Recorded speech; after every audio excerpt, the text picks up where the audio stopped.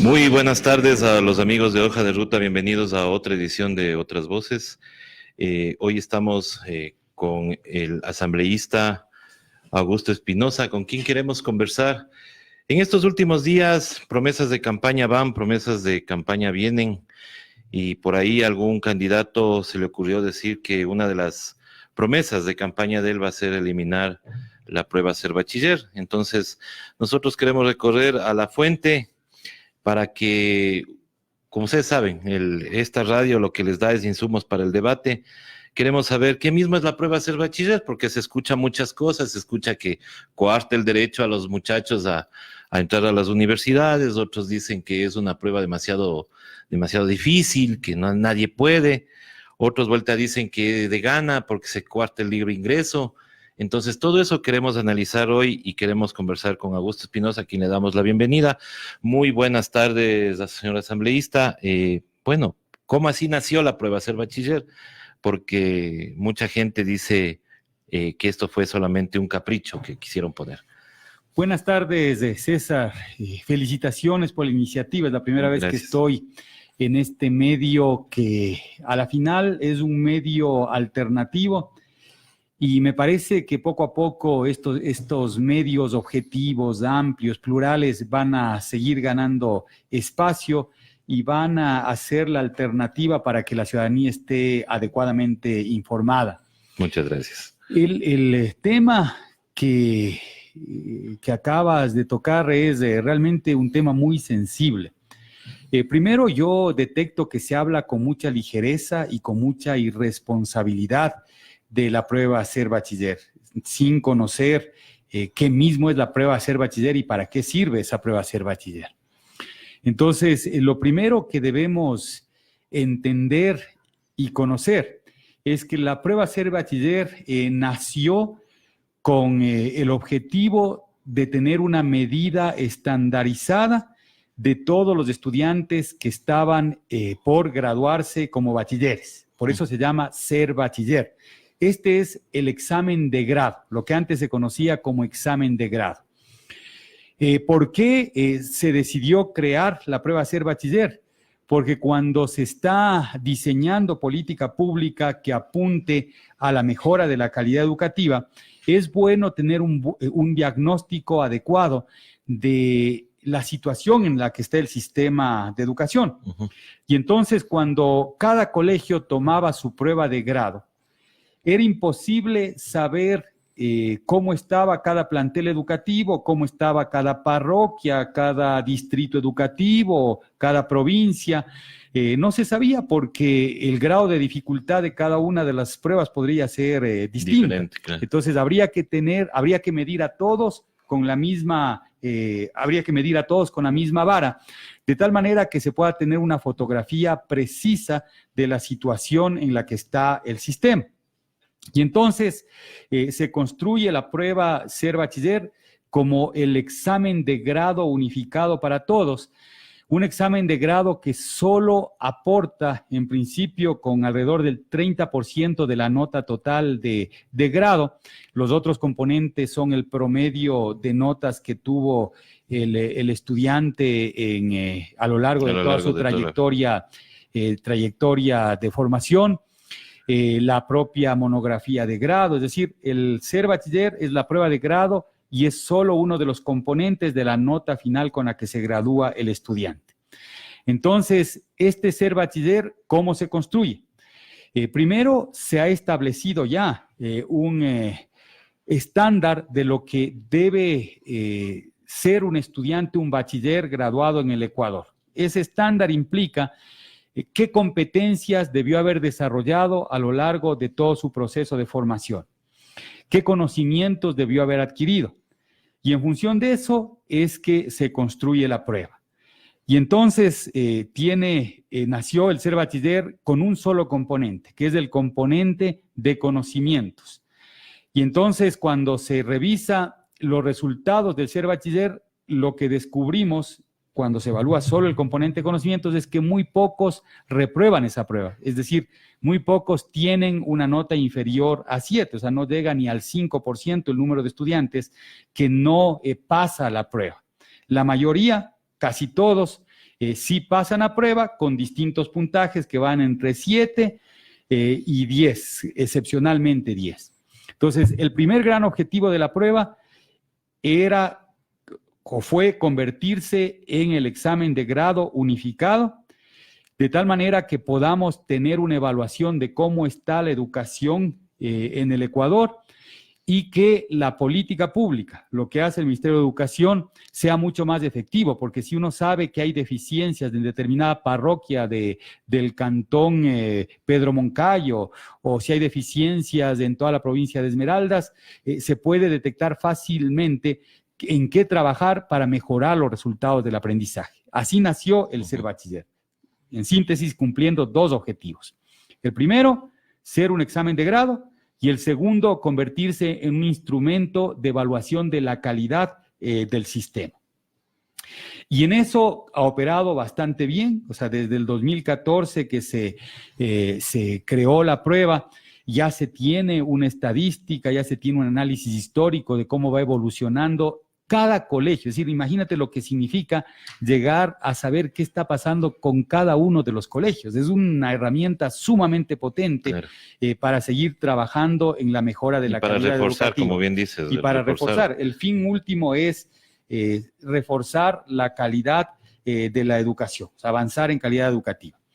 Ahora, el Ser Bachiller, que originalmente nació para esto, se fusionó con otra prueba que tomaba la CENESID, que era el Examen Nacional de Educación Superior.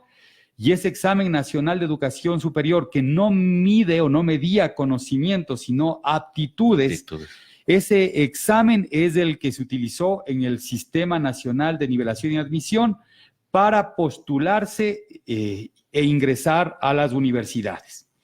En determinado momento se dijo, bueno, ¿para qué hacer un doble esfuerzo logístico si se podría hacer una sola prueba fusionando las dos? Y entonces ahí es cuando el Ser Bachiller incorporó al ENES, es decir, el Ser Bachiller se convirtió en una prueba única con dos componentes.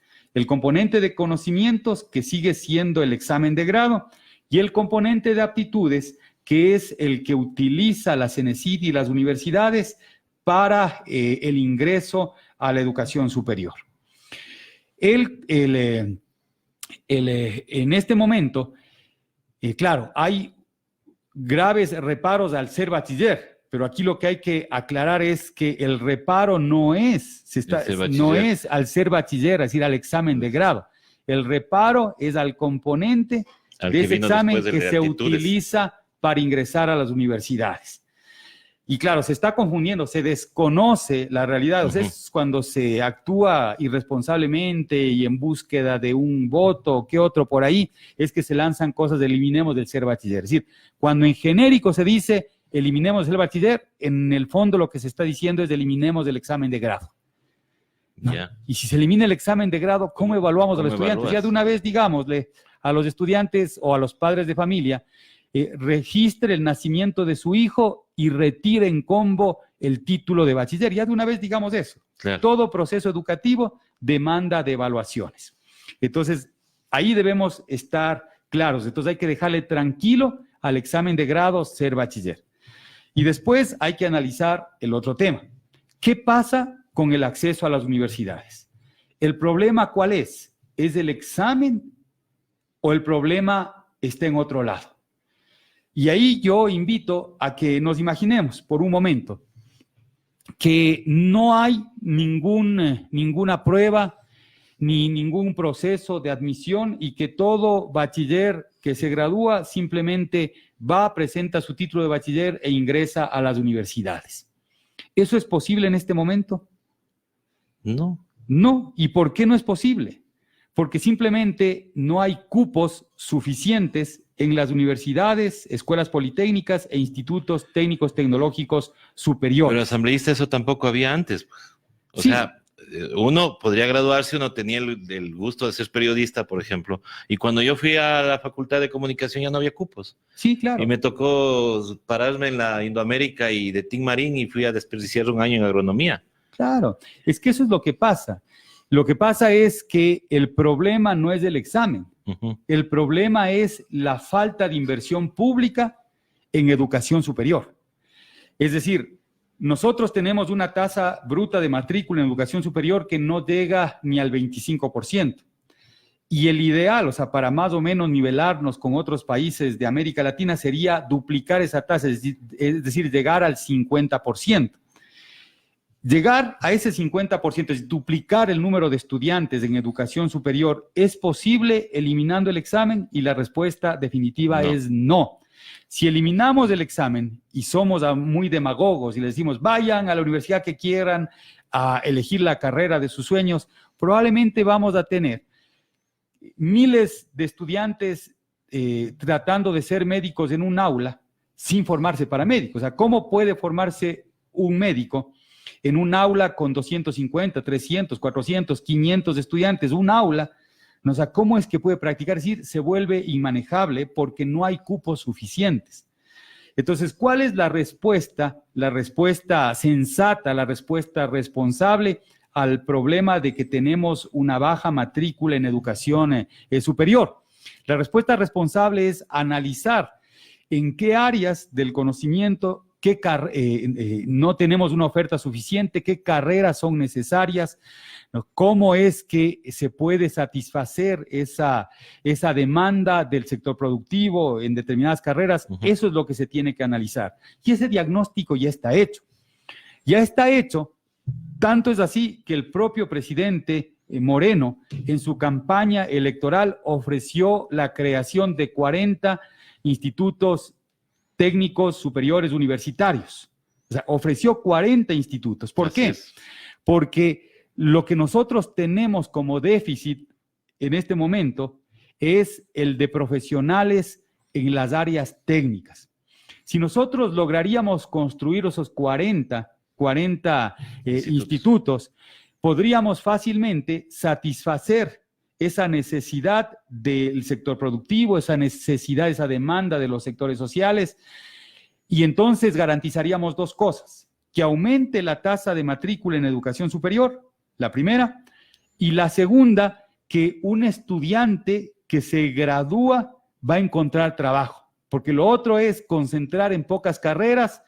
Muchos entran, tienen una formación de mala calidad y cuando se gradúan no tienen trabajo. Entonces nosotros tenemos que resolver el problema con una visión no inmediatista, sino con la visión de qué va a pasar con el bachiller que entre a estudiar en este momento educación superior cuando se gradúe, cuando obtenga su título de tercer nivel, sea de tercer nivel de grado o sea de tercer nivel técnico, porque estudiar en un instituto ahora es equivalente a estudiar en una universidad, porque en los dos casos se obtiene un título de tercer nivel.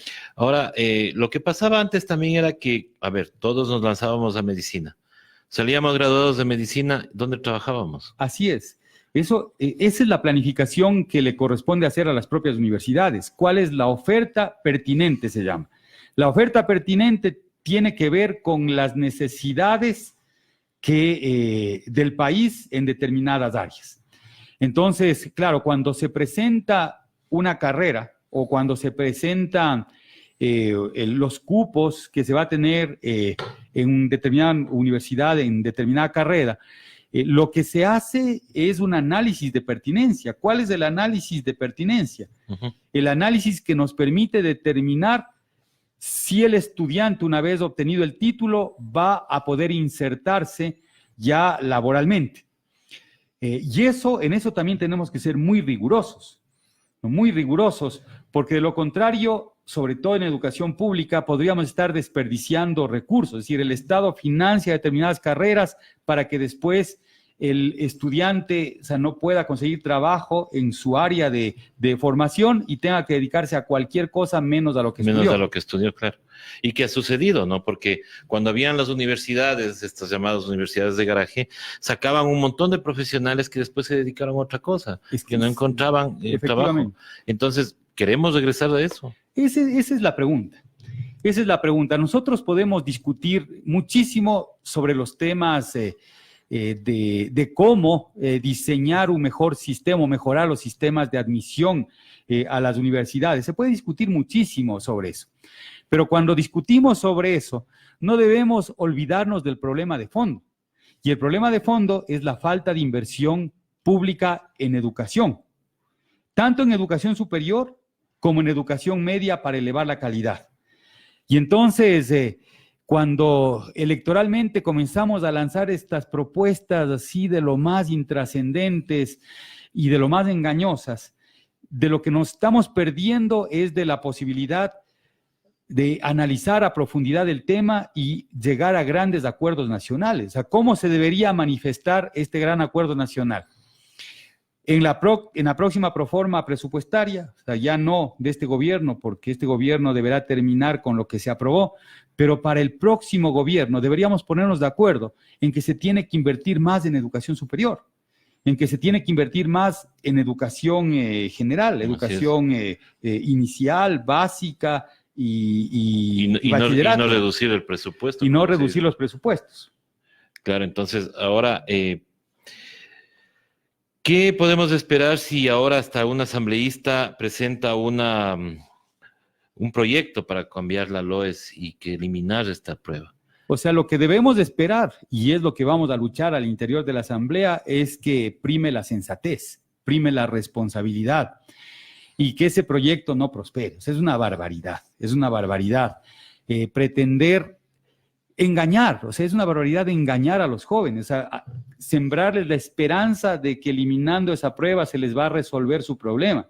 Y con lo que se van a topar es que si se llegaría a ese extremo de eliminar cualquier proceso de admisión, se van a topar con que no pueden realizar sus sueños porque no hay cupos en las universidades ni en los institutos. Es que se está regresando a ese discurso y se está regresando al discurso ese del famoso libre ingreso que nunca hubo. Es perverso jugar con las expectativas de los jóvenes. Eso es perverso.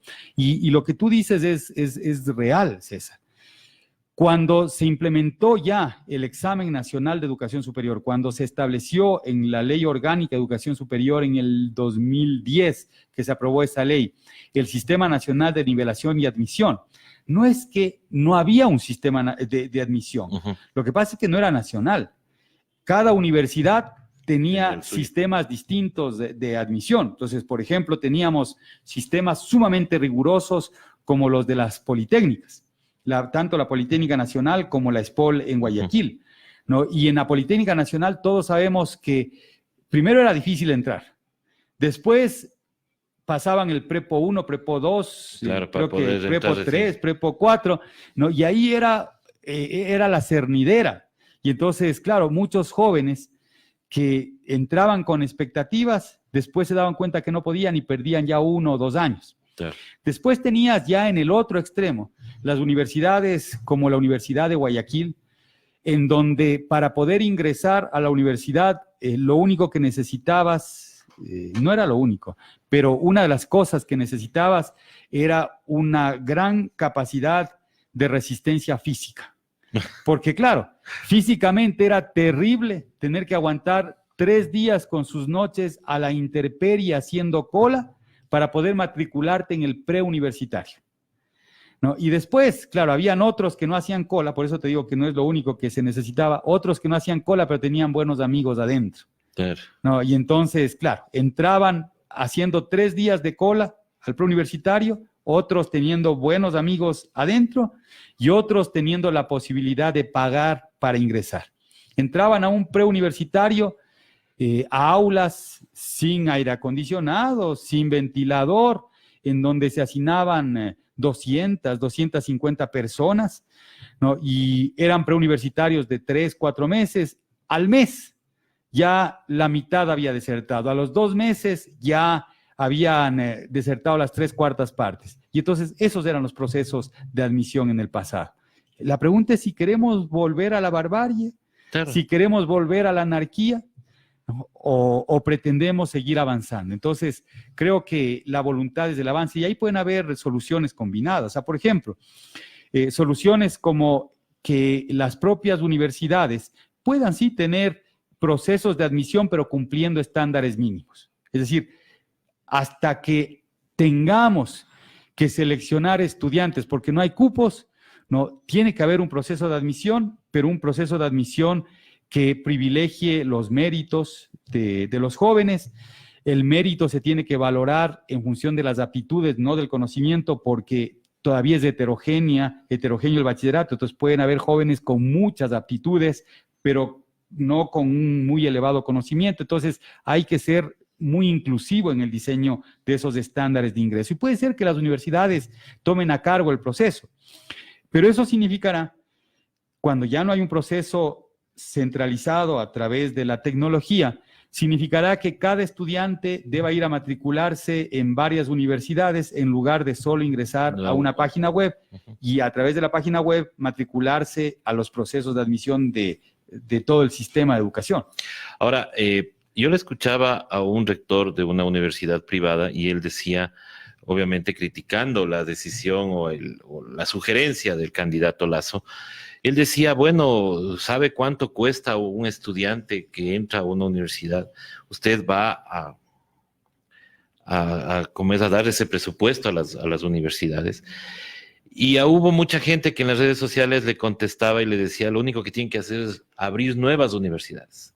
¿Es esa la solución? Yo creo que no nuevas universidades, yo creo que tenemos suficientes universidades en el Ecuador. Creo que con las universidades que existen se podría ampliar la oferta de grado, incentivarles para que también tengan oferta técnica, tecnológica, porque ya la ley permite que una universidad pueda tener oferta técnica, tecnológica, pero en donde debe haber inversión pública es en la creación de esta oferta, en que se cumpla la oferta de campaña de Lenín Moreno de crear esos 40 institutos universitarios superiores con carreras técnicas y demás. O sea, eso es lo que se debe hacer. Ya desde hace varios años, es decir, una de las cosas que la CENESID le heredó a este gobierno es el estudio de dónde deberían estar ubicados esos institutos, de qué carrera, o sea, qué especialización deberían tener esos institutos en función de las fortalezas productivas de cada una de las provincias, ¿no? Y entonces, si es que se haría esa inversión, que aproximadamente en principio debería ser como de alrededor de $10 millones por instituto, es decir, invertir alrededor de 400 millones de dólares, si habría esa inversión inicial, se resolvería al menos en el 80% los problemas de acceso a la educación superior, porque no todos los bachilleres quieren ingresar a la educación superior. Eso es lo que se tiene que hacer. Y lo otro que se tiene que hacer es fortalecer lo que se conoce como bachillerato técnico productivo, que es la posibilidad de un post-bachillerato que te otorga no un título, sino te otorga una certificación de competencias profesionales. Y con esa certificación de competencias profesionales tú podrías insertarte, ir a trabajar en cualquier taller, ir a trabajar en cualquier empresa haciendo actividades puntuales, como por ejemplo el mantenimiento de la infraestructura, el mantenimiento de la grifería, de todo lo que significan conducción de agua potable, es decir, esas cosas que sí demandan una certificación, podrías prestar ese servicio a los hogares y demás, ¿no? Y entonces ahí hay que invertir en educación media, es decir, fortalecer ese bachillerato técnico productivo que apenas se comenzó durante el periodo gubernamental anterior. Quizá si yo haría una autocrítica a mi propia gestión, es que comencé demasiado tarde con ese impulso a la formación de bachilleres técnicos productivos. O sea, sembramos las bases, creamos ya los perfiles, ya hay la posibilidad de implementar inmediatamente programas, pero esto es interesantísimo porque cuando haces bachillerato técnico productivo, generalmente lo implementas en alianza con empresas privadas. Empresas privadas del sector. Y entonces, del sector. Claro. Y eso implica que una vez que se termina esa formación de un año, muchos de los estudiantes se quedan a trabajar en las empresas que son parte del programa. Entonces, esa es una línea que se tiene que trabajar. La otra línea, la inversión en institutos técnicos y tecnológicos, alrededor de 400 millones para cumplir con ese programa. Y la tercera es efectivamente, en determinadas carreras pertinentes, trabajar en conjunto con las universidades para inyectar recursos adicionales. O sea, no es suficiente con lo que se les entrega, porque lo que se les entrega actualmente como parte del FOPEDEUPO, del Fondo de Promoción de Universidades y Escuelas Politécnicas, alcanza simplemente para sostener lo que ya tiene. Ya, ahora, asambleísta, vamos más atrás. Mucha gente se queja de que la prueba que están tomando no mide realmente las aptitudes y dicen que es totalmente subjetivo y que por eso mucha gente se queda fuera de la universidad. Ahora, muchos dicen que hay también desigualdad en esa prueba, porque hay escuelas o colegios que no te dan la misma educación que la educación de la ciudad. Entonces ahí viene la pregunta, ¿las escuelas del milenio se crearon con ese fin para darles igualdad a la gente del campo, la misma educación que los de la ciudad? Hay que entender que los procesos de transformación educativa no se hacen de un día para otro. O sea, debe haber consistencia en el esfuerzo. Es decir, esto tiene que ser una política de Estado. Es decir, consistentemente se tiene que invertir en educación para mejorar la calidad. ¿Qué es lo que pasó durante los 10 años de gobierno del presidente Correa? La educación pasó de ser una de las peores de América Latina, era una de las 3 peores en América Latina, y luego de 10 años de gobierno del presidente Correa, llegó a tener un nivel medio de calidad. O sea, un nivel medio de calidad, y esto no lo dice las evaluaciones del propio gobierno, sino que lo dicen los organismos internacionales, fundamentalmente la UNESCO, que hizo evaluaciones de la calidad o que hace evaluaciones de la calidad en América Latina. Claro, elevamos la calidad de todo el sistema en esos 10 años. Sin embargo, todavía hay heterogeneidad. O sea, porque cuando nosotros decimos estamos en un nivel medio en América Latina, también tenemos que hablar de que los resultados muestran el promedio de los establecimientos en el Ecuador. Entonces, dentro de ese promedio, tienes planteles educativos que quizá pueden competir con los propios planteles educativos de Finlandia, unos pocos, pero también tienes planteles educativos, ¿no?, que están en el nivel de muchos planteles de los peor ranqueados países como República Dominicana, por ejemplo. Entonces, hay heterogeneidad y eso es cierto. Entonces, ¿qué buscaba la política pública o qué debe buscar la política pública? Es, a la vez que se eleva la calidad de todo el sistema, ir cerrando las brechas, es decir, ir haciendo mucho más homogéneo el sistema, no igual, porque siempre por las condiciones, incluso de determinados sectores, regiones, o sea, va a haber diferencias y es bueno que exista esas diferencias, pero sí debe ir homogenizando la calidad en el desarrollo de las competencias mínimas que requiere un bachiller para enfrentar con éxito la vida, tanto en el Ecuador como en el mundo y en sus propias comunidades. A ver, entonces, ¿qué es lo que efectivamente pasa cuando se hace una evaluación de conocimientos? Cuando se hace una evaluación de conocimientos es mucho más evidente la heterogeneidad, ¿no? O sea, cuando tú le tomas a alguien a prueba de matemáticas, ¿no?, entonces te das cuenta de que en determinados sectores, ¿no?, se conocen mucho menos de matemáticas que en otros sectores, ¿no? Ahí se manifiesta la heterogeneidad. Por eso es que el otro componente de las pruebas de aptitudes te da cuenta de mayor homogeneidad o elimina ese sesgo que te da la prueba exclusiva de conocimientos. Entonces, ¿qué se utiliza para ingresar a la universidad? La prueba de aptitudes. Porque muchas de las aptitudes o, digamos, competencias que se desarrollan no necesariamente se desarrollan en el aula o a través del aprendizaje de determinadas materias, se desarrollan en la cotidianidad. O sea, por ejemplo, cuando tú estás trabajando en el campo, o sea, puedes ir desarrollando niveles de lógica, o sea, porque es lógico que tú tengas que sembrar en determinada época del año, porque las fases de la luna te van determinando que haya alguna predisposición de las plantas a crecer mejor si se siembra en X día. Entonces, eso te va dando una determinada lógica, es decir, vas desarrollando aptitudes, habilidades de pensamiento abstracto, pensamiento lógico-matemático, sin necesidad, ¿no?, de que hayas estado en el aula. Entonces, por eso es que el examen de aptitudes es mucho más homogéneo, te muestra más homogeneidad que en el examen de conocimiento puro. Esa es la razón que motivó a que la Cenecita en su momento decida utilizar una evaluación de aptitudes más que de conocimientos para ingresar a la universidad.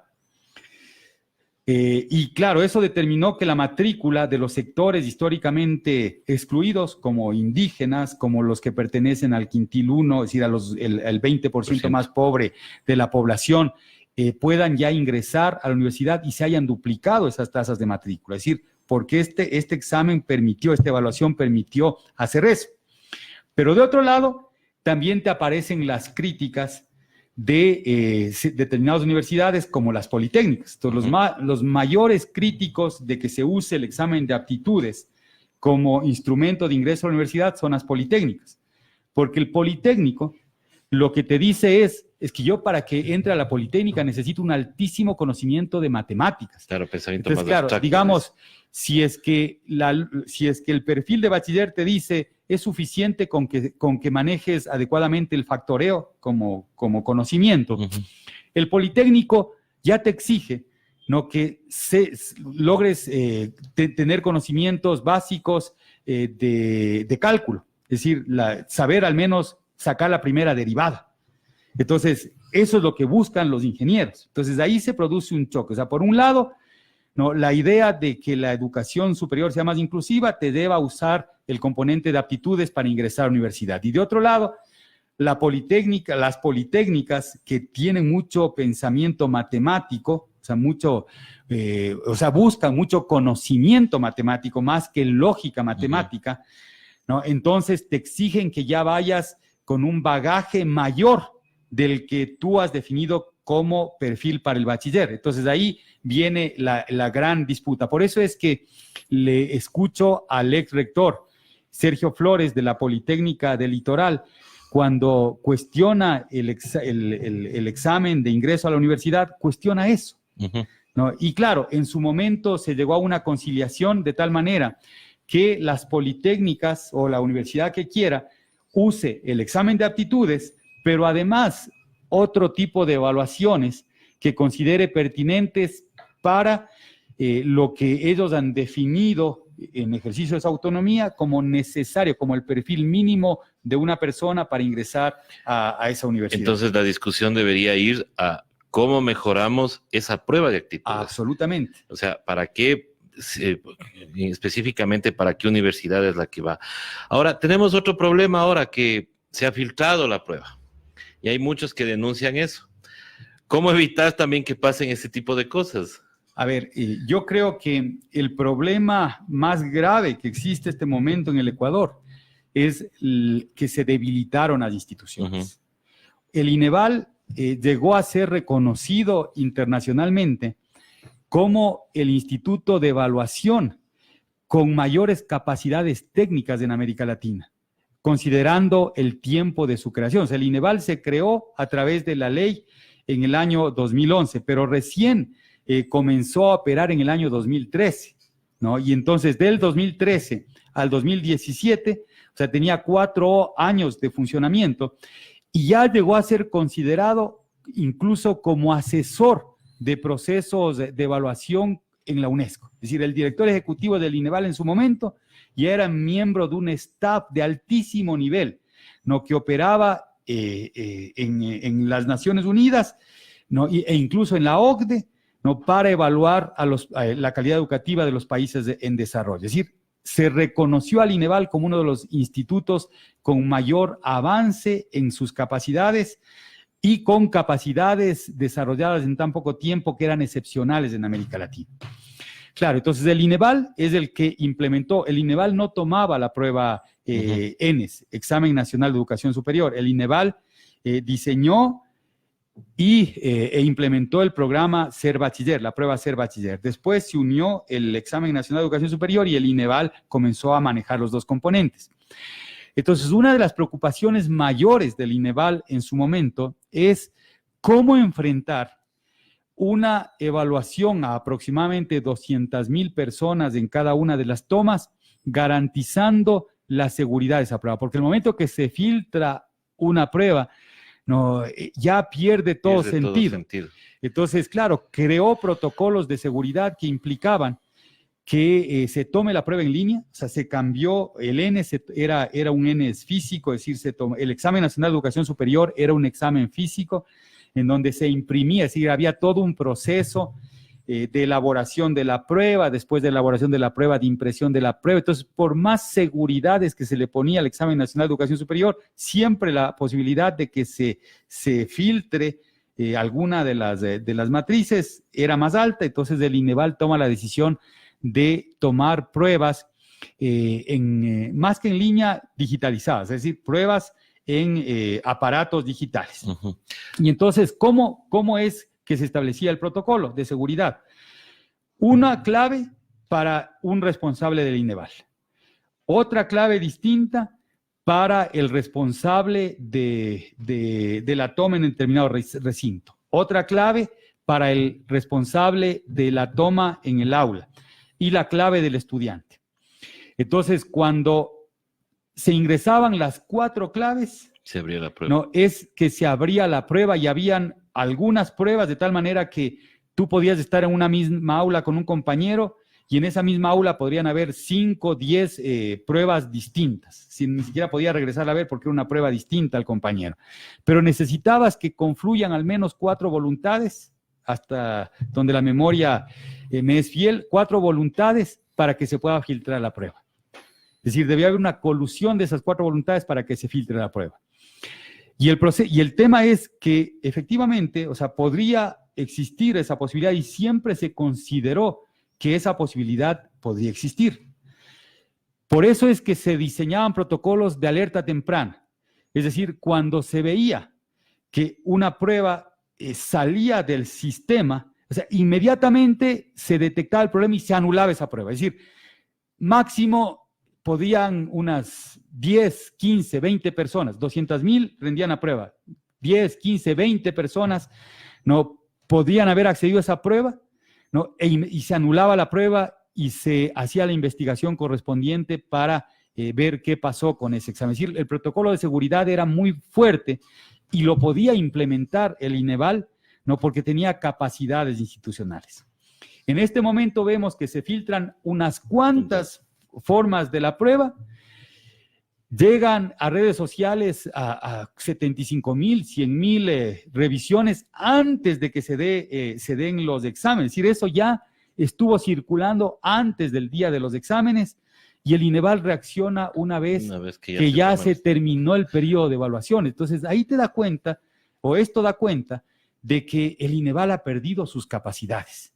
Y esto es gravísimo, porque yo no sé qué van a hacer. O sea, este proceso, si se mantiene el ingreso, la graduación y el ingreso a las universidades con estas pruebas filtradas, ¿no? Estaría cometiéndose un gran fraude social, un enorme fraude social.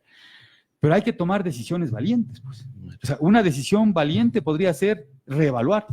Claro, volverles a tomar el examen, pero ¿a cuántos? O sea, veo que van a tratar de hacer eso con un número muy acotado, ¿no? Y la mayoría que pudo haber utilizado esa prueba se va a quedar con la nota que obtuvo habiendo rendido la evaluación con preguntas conocidas. Ahora, el tema está clarísimo. La discusión no es la prueba, la discusión es la falta de procedimientos en las instituciones que han dejado de hacer lo que tenían que hacer. Y en otro caso también sería discutir la forma de esta o cómo tiene que adaptarse a las universidades la prueba de actitudes. La pregunta también es, si quitamos la prueba Ser Bachiller, que embarca las dos, a la de actitudes y la de conocimientos, vamos a ser el único país que no tome una evaluación antes de ir a la universidad, porque todos los países lo hacen. Pero lo más grave, el único país que no tendría un examen de grado. Claro. ¿No? Que nos permita evaluar cómo estamos todos. Imagínate lo que es el profesor buena gente, o sea, en un colegio te va a decir, este profesor buena gente toma unas pruebas súper fáciles. En el otro colegio, este profesor es un malo. Todos se quedan en la materia de este profesor y él es el que hace el examen de grado. O sea, no tiene sentido. Claro. Entonces, lo otro es, sí, hay que volver a fortalecer al INEVAL. Hay que trabajar en que la elaboración de esas pruebas, o sea, las pruebas se van elaborando por ítems, ¿no? Y no es del INEVAL el que elaboraba, al menos de lo que yo conocí en su momento, no es del INEVAL que elaboraba las pruebas, eran académicos, gente de universidades, de planteles educativos, ¿no? Y entonces se los capacitaba para elaborar cada uno de los ítems. Cada pregunta se llama un ítem. Entonces, al académico se le dice el objetivo de esta prueba, de este ítem, es evaluar tales competencias o evaluar tal conocimiento. Y entonces, estos académicos o docentes de colegios elaboran los ítems y se hace después un análisis de predictibilidad, se llama. Y entonces, ¿cómo es que se hace la predictibilidad? Incorporando en cada evaluación un grupo de ítems, en algunas, como son muchas pruebas, así, de preguntas dispersas, que uno sabe que son preguntas que se están piloteando. Y entonces se pilotea la pregunta y se evalúa si efectivamente esa pregunta está, o sea, comprobando con las otras preguntas que medían determinada aptitud, si está efectivamente prediciendo la posibilidad, o sea, prediciendo lo que uno intuye deben predecir, es decir, que este estudiante tiene tal aptitud. No, porque dependiendo de la aptitud que tenga, va a tener éxito o no después. Entonces, este es todo un proceso muy sofisticado. O sea, no es sentarse entre un grupo de gente, hagamos la prueba. Es un proceso muy sofisticado y el INEVAL desarrolló ya esas capacidades que me da la impresión se han ido perdiendo. Y entonces, en ese proceso de elaboración de evaluaciones, podríamos trabajarlo mejor, podríamos incorporar a más docentes, podría incluso institucionalmente ligarse a la academia, a las universidades que quieran y tener cada vez bancos de pregunta mucho más amplios y mucho más depurados. Es decir, ese es el esfuerzo que hay que hacer, ¿no? Para mejorar nuestras evaluaciones. Y entonces allá deberíamos enfocar nuestra atención. Y lo otro, y no me voy a cansar de decir, es a la inversión pública en educación superior y en educación general. Si es que no invertimos, o sea, podemos tener las mejores evaluaciones del mundo, o podemos no tener evaluaciones, pero vamos a reiterar los mismos problemas. Así es, esa es la discusión en la que deberíamos enfrascarnos y no en temas de campaña electoral, que es lo que al parecer nos ha tenido discutiendo este tema, ¿no? Una cosa que en algunos espacios yo he escuchado y he visto es que cuando se cuestiona las declaraciones de Guillermo Lasso, se las cuestiona diciendo, no, es que el bachiller, despectivamente como el bachiller que está hablando de esto. Y me parece que por ese lado estamos equivocando la crítica, porque, o sea, primero habría que decir que el solo hecho de no haber obtenido títulos superiores, o sea, no lo descalifica. O sea, por ejemplo, Lula también es solo bachiller, entre comillas, solo bachiller. ¿Qué lo descalifica? Lo descalifica el que no tenga conocimiento de esa materia. O sea, por ejemplo, si a mí me dicen que constituye un banco y que le genere grandes utilidades a ese banco, sin importarme que tenga que exprimir a los clientes, ¿no? ¿A quién voy a acudir? Voy a acudir a Guillermo Lasso y le voy a decir, a ver, ¿cómo? Porque él tiene las Porque actitudes. él tiene las aptitudes para eso. O sea, toda su vida se ha pasado acumulando fortuna y tratando de que el banco que le entregó su cuñado crezca y tenga enormes utilidades sin importar cuántas comisiones le cobro a los cuentacorrentistas, ahorristas, le pago bajos intereses a los ahorros, es decir, sin importar eso y cómo además me inserto en el gobierno para posibilitar mayores ganancias.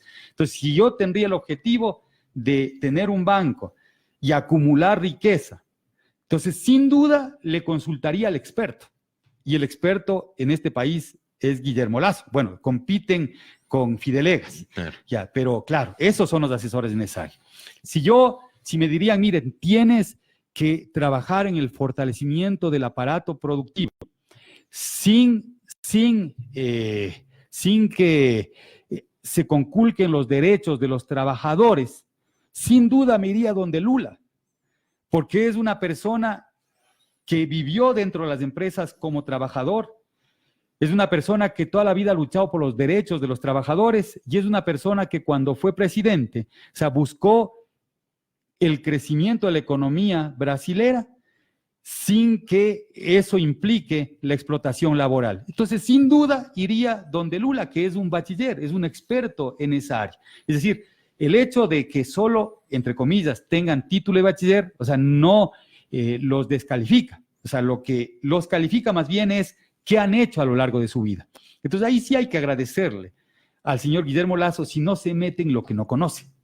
Claro. ¿No? Y entonces tenemos que acudir a quienes conocen de la materia. Tienen las actitudes y tienen la experiencia. Y la experiencia en el área. Entonces, difícilmente un rector universitario o un ex rector universitario te diría que no se debe, no debe haber un proceso de evaluación previa a la admisión a las universidades. Probablemente podrán cuestionar cómo se está haciendo la forma, pero en el fondo todos te dirían, para ingresar a la universidad se tiene que hacer evaluaciones, porque son los que han vivido la academia. Claro, y no crean también que nosotros somos el único país que evalúa, ¿no? Porque yo les ponía el ejemplo de Estados Unidos. Para estar en Estados Unidos, para entrar a una universidad te evalúan como 2 o 3 años y después de ahí te ven si eres apto para la universidad. Pero durante toda su vida, el señor Guillermo Lasso ha defendido el modelo chileno de educación, ¿no? Y el modelo chileno de educación es el más riguroso en los sistemas de evaluación previo al ingreso a la universidad. Exactamente. Sí. No se entiende. No se entiende por ese lado. Y para ir terminando y aprovechando la presencia, señora asambleísta, quería preguntarle ¿cómo ve el tema del juicio político planteado hacia solamente la presidenta del CNE, cuando debería ser a todo el órgano colegiado?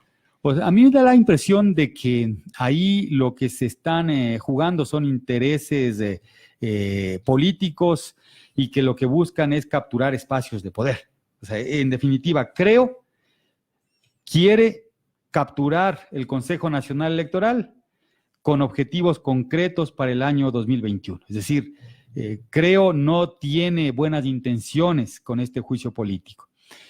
Y claro, da la impresión de que este juicio político está tan mal armado, que está copiado. Que ayer veía ya en la prensa rosa, veía que hasta la prensa rosa detectaba y cuestionaba el que se haya copiado, que sea un copy-paste de un juicio político anterior.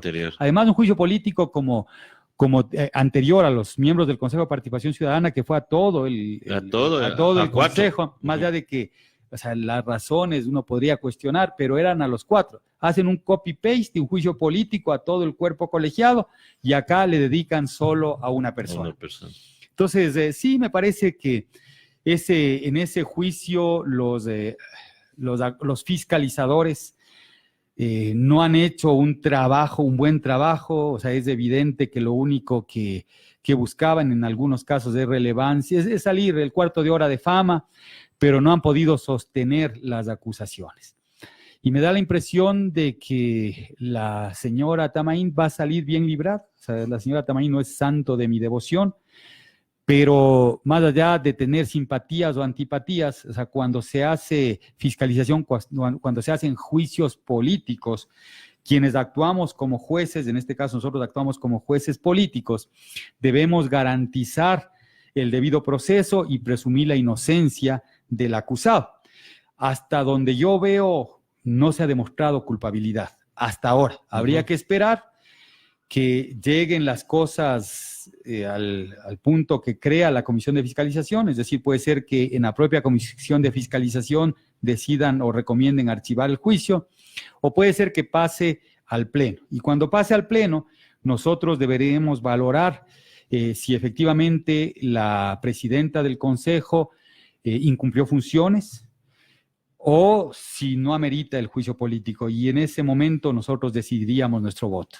Bueno, ahí la ciudadanía debería preguntarse también, yo también digo, no es santo de mi devoción, así es más, no debería haber estado ahí porque ella era miembro del Consejo Transitorio. Ella no, por ley no podía haber sido nombrada nuevamente. Deberían haberle seguido juicio a los anteriores miembros del Consejo de Participación Ciudadana. Uno ya se nos fue. Entonces, esa debería ser la cosa. Entonces, quiero agradecerle a la señora asambleísta por haber venido a este espacio, que las puertas siempre están abiertas cuando usted guste. Queremos tenerle más seguido también porque es bueno conversar de todos estos temas, porque la misión de esta radio y de este medio es darle a la gente los insumos para el debate político y que no se dejen engañar tan fácilmente y que al menos también tengan la posibilidad de discutir con argumentos. Con mucho gusto, César, y estamos siempre a las órdenes. Un saludo a todos los ciudadanos. Muchísimas gracias a todas las personas que se conectaron. Quiero hacer hincapié en las personas que se conectaron desde fuera, en España, también los que están acá en Putumayo, aquellos que nos escribieron también desde la provincia de Manabí. Muchísimas gracias a todos ustedes. Mil disculpas, no puedo hacerle las preguntas que ustedes a veces nos sugieren, porque vamos en un ritmo la entrevista, entonces a veces no puedo yo meter todas las preguntas que quisiera. De todas maneras, ya extra micrófonos, vamos a ver si le podemos preguntar algunas. Muchísimas gracias, y más tardecito ya está con nosotros Cuando Éramos Wambras, con los muchachos de Wambra Sapo. Así que no se lo pierdan, conéctense más tardecito, ya a las 2 de la tarde estamos con ellos, y más tarde Omar Ospina también con su Contracorriente al Aire. Hasta pronto.